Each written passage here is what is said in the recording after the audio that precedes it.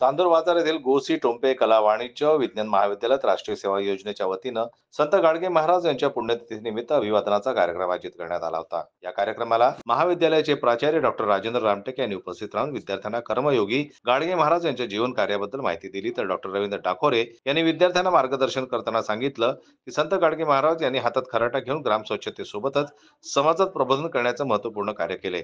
समाजातील अज्ञान, अंधश्रद्धा, रूढी, परंपरा, नवस याला कडाडून विरोध केला आणि समाजामध्ये विज्ञानवादी दृष्टिकोन रुजवण्याचं फार मोठं कार्य केलं.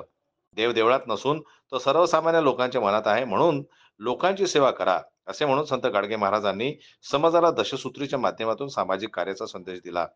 यानंतर राष्ट्रीय सेवा योजनेचा विद्यार्थी नयन सरदार यांनी सर्वांसमोर संत गाडगे महाराज यांच्या दशसूत्रीचं वाचन केलं. कार्यक्रमाचं सूत्रसंचालन डॉक्टर लालबा दुमटकर यांनी केलं, तर आभार राज्य सेवा योजना महिला कार्यक्रम अधिकारी डॉक्टर निधी दीक्षित यांनी मानले. कार्यक्रमाला डॉक्टर नंदकिशोर गव्हाळे, रासयू कार्यक्रम अधिकारी डॉक्टर प्रवीण परिमल, डॉक्टर प्रिया देवळे, डॉक्टर श्याम येवतीकर, डॉक्टर पार्वती शिर्के, प्राध्यापक मंजुषा पवार, डॉक्टर आशुतोष राजगुरे, डॉक्टर तुषार नाकाडे, श्री नितीन तसरे, श्री रोशन सावरकर, श्री नितीन सातपुते, श्री अमित जगनजुळे, श्री गोपाल सोरकर आणि राष्ट्रीय सेवा योजनेचे विद्यार्थी बहुसंख्येने उपस्थित होते. जनमत लाईव्ह न्यूज करता मयूर खापरे यांची रिपोर्ट, चांदूर बाजारहून.